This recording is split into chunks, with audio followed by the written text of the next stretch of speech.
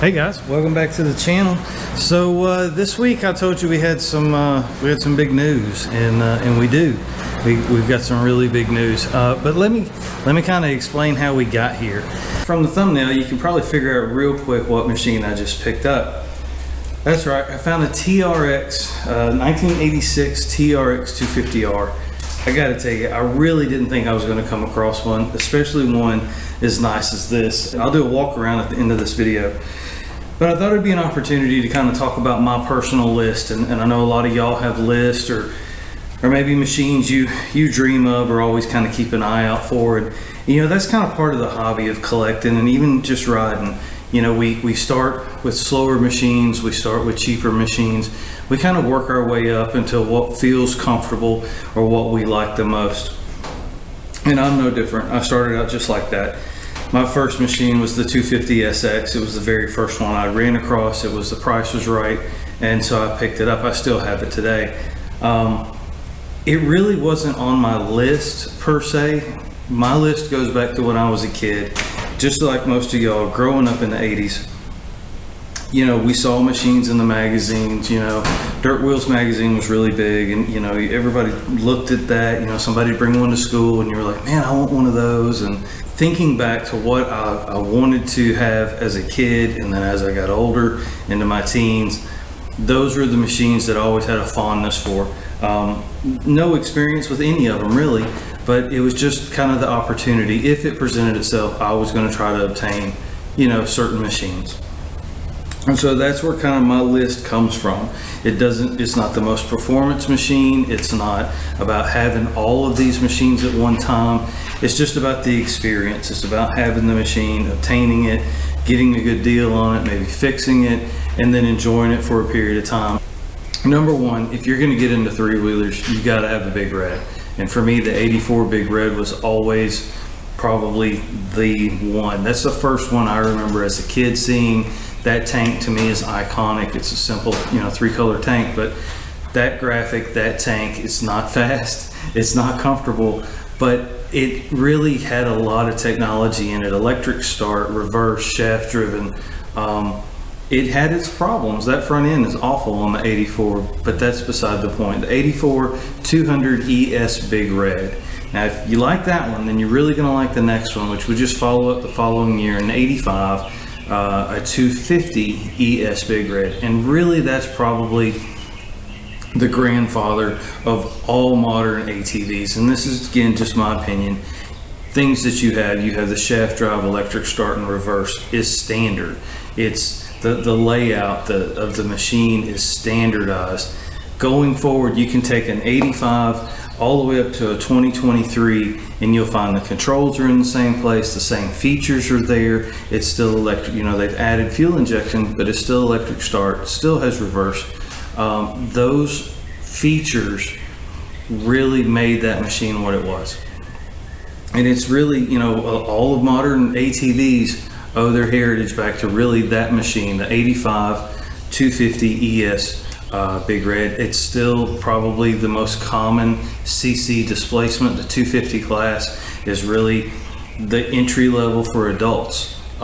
You're not going to get, you know, anything smaller than that's really considered a child's machine. So that being said, the next one that came across for me, I was lucky enough to find locally a ATC 350X, and I've got two of those now. One was local to me It was lipstick on a pig. I did not know what I was getting into. I rode that machine twice before it blew up, and we learned a lot on that one. That was the first one I ever split in half, and we've gone through that entire machine. Head bearings, wheel bearings, cam, head, carrier bearings, everything's been redone on that machine, and I learned a lot. What I learned from that machine, I was able to take forward and save code red, which was the one that came in with the bent valve. A really solid machine overall, except it had an engine problem. And I think that machine really just suffered from poor maintenance. Someone did a valve job on it poorly. The valves were not tight and it dropped a valve. Luckily, you can't say that enough. That valve did not break and did not score that cylinder wall. So there's a couple of machines on the list that I know are going to be harder to get, and the next two machines specifically are going to be more expensive. I would always wanted to ride a Tri-Z 250 Yamaha and a Takati 3 Kawasaki. Those were the competitors to the Honda, which I'm a Honda guy. The competitors, so got to see what's up with the competition. Those machines, less production, less aftermarket, less availability. So those machines are going to be more expensive. Even if you found one that was blowed up or needed parts, those parts are going to be way more expensive because there's just less of them to go around. So those two machines I may never acquire. If I do, that's fine. If I don't, that's fine too. Again, this list is not about completion of the list. These are just always to have goals moving forward. So I was lucky enough to come across an 85, 86, which is mine was an 86. ATC 250R. Perfect. It was inexpensive. It was in a guy's backyard, had completely dilapidated, and probably is the first big video that I ever had on YouTube. It kind of exploded the channel, if you were. We did a will it run on it, and it did, and it looked terrible, but it sat there and idled first day. So it really was a testament to me of how good that product really is the two-stroke Honda engine is just a bulletproof engine. It really, really is, if taken care of. That machine was sidelined because of a sprocket chain problem. I think that what had happened was they had cross-threaded the input bolt that holds the sprocket on that machine, and they stopped. Luckily, they did stop. I was able to ream that out, re-tap it, and it holds a sprocket on fine now. Mechanically, that machine was good to go. It didn't have any brakes. Somebody had salvaged the brakes off of it and probably sold them or something like that, and it looked really bad. But I had some good friends along the way I met through the YouTube channel. Ken and Matt, thank you both. Both of those guys were able to find me some pretty hard to find parts and get them to me, and thank you very much, fellas. I appreciate that. Once you have an 86 250R, it's kind of hard to go back, but I got to tell you, I think I found my favorite machine. I picked up an 84 ATC 250R last year of the air-cooled two-stroke race machine, if you will, or sports machine. It's the same size as a 200X, but it has almost as much power as the liquid-cooled 250R. The way that power comes on is, for me, is very even from idle up to RPM. It pulls very consistent. It doesn't have that power band kick that everybody associates with the two-stroke. It just pulls really, really hard, and for that reason, that's my favorite machine. So if you ever wanted to know, that's my favorite machine, is the 84 ATC 250R. So I'm happy to have that one. It came in, we did a will it run, and it looked really bad. Somebody had stole all the expensive parts off of it, most of the expensive parts anyways. And so it was the right deal at the right time for me. We did a will it run on it, it ran, and that's always good. If you're ever into making videos, to have a payoff at the end of that video is kind of what the audience is looking for. So I was happy to have that one.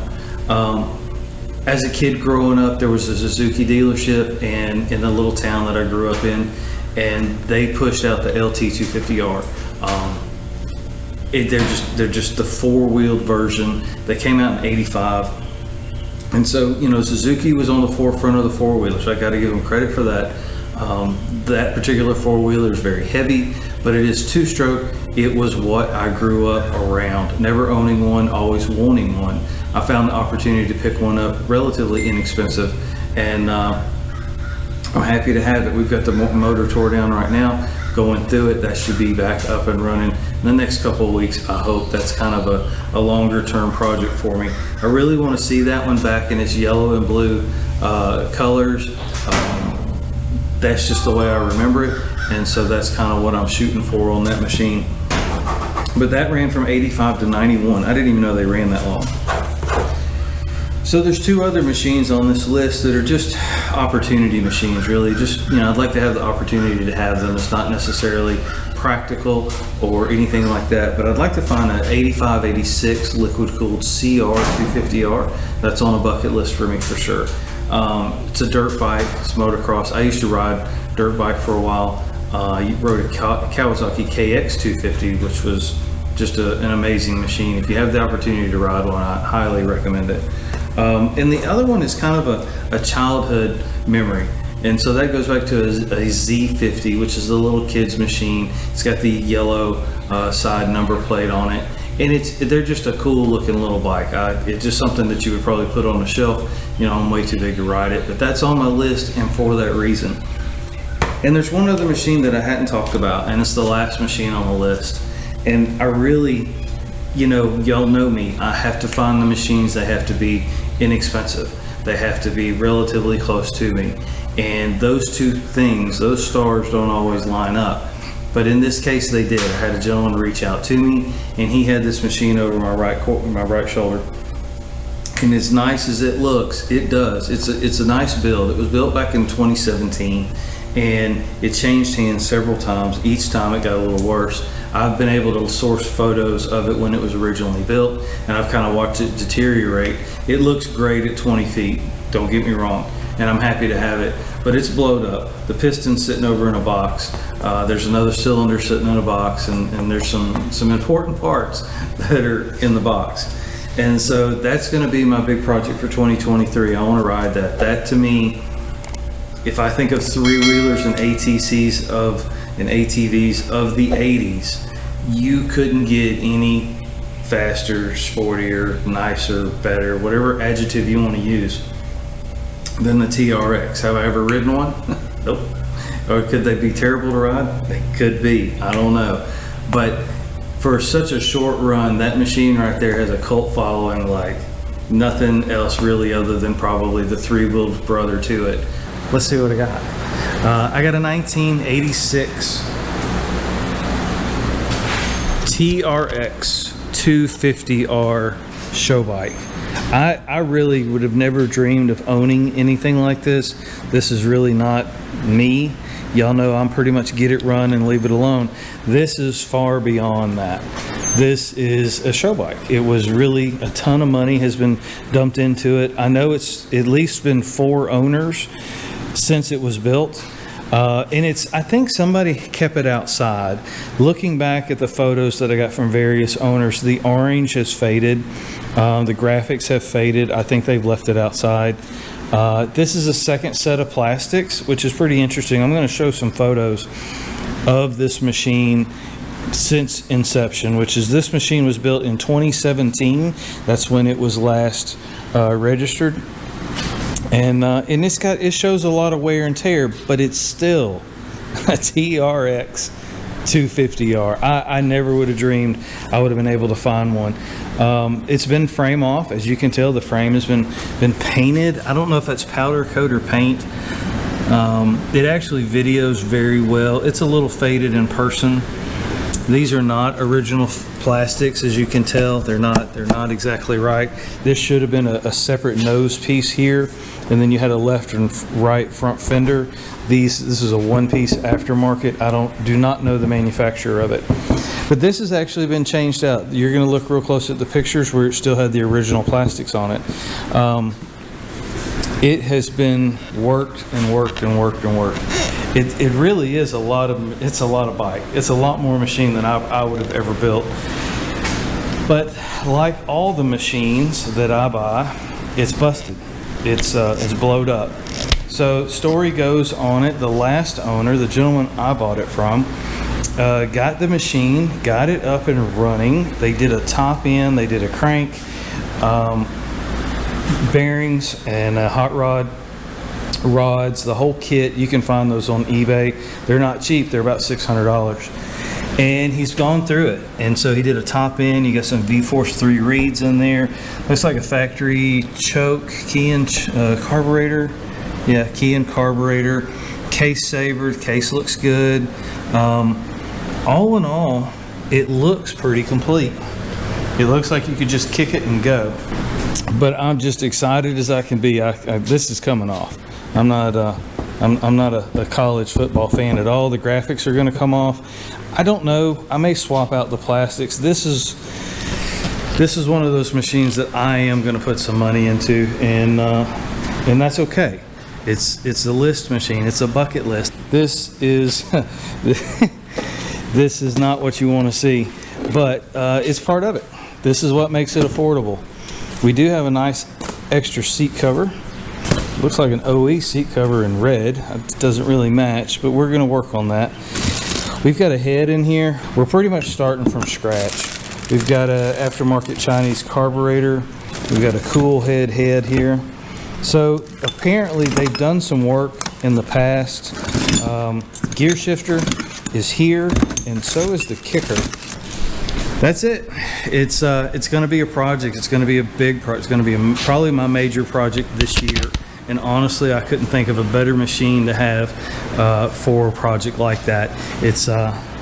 It really is. It's really something I didn't think I was going to be able to find or afford. So that's how we got it. We traded two machines for it. We traded an ATC 70 and a 200X, and just the money that somebody put into this. It's got brand new tires all the way around on it, the powder coating of the hubs and the wheels, you know, the front bumper, that's a DG front bumper. I take the plastics off and we'll just kind of give it a walk around. At 20 foot, it looks amazing. As you get really close to it, you're going to see some, you're going to be able to scrutinize it.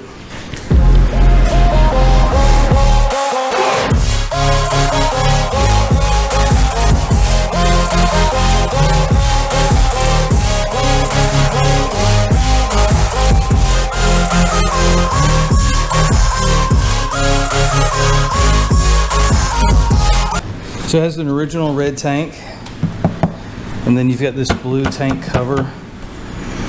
Airbox is intact. Don't know that we have a lid though. So the bottom's there, this inlet is there. Just kind of seeing, I really haven't looked over this machine. Overall, the story seems to jive with what they told me. I've got videos of it running, and what I notice of it running is it's not smoking. It never smoked. The guy's riding it, and he's whipping it around, and it sounds great, but it never smoked out the tailpipe. I think the machine was ran with no oil in it.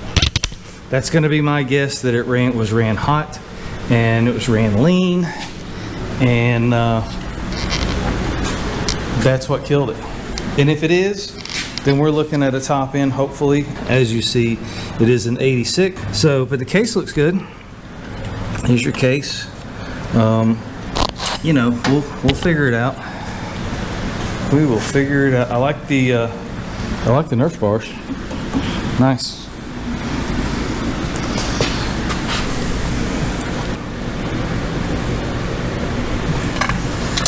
But it's all here. Brakes are working here. Everything seems to work. I think, you know, it's gonna be it's gonna be awesome. That's what it's gonna be. Wow. Somebody put a lot of money on this thing. Looks like we got new bushings up here in the headset.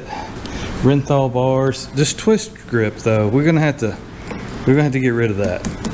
Not really a fan of those. It's funny that the LT has one too. So, but yeah, got an aftermarket. Looks like an FNF pipe. Yep. Yeah. Somebody put in the wrench time. So there it is. That's going to be the new project. That's going to be my 2023 project.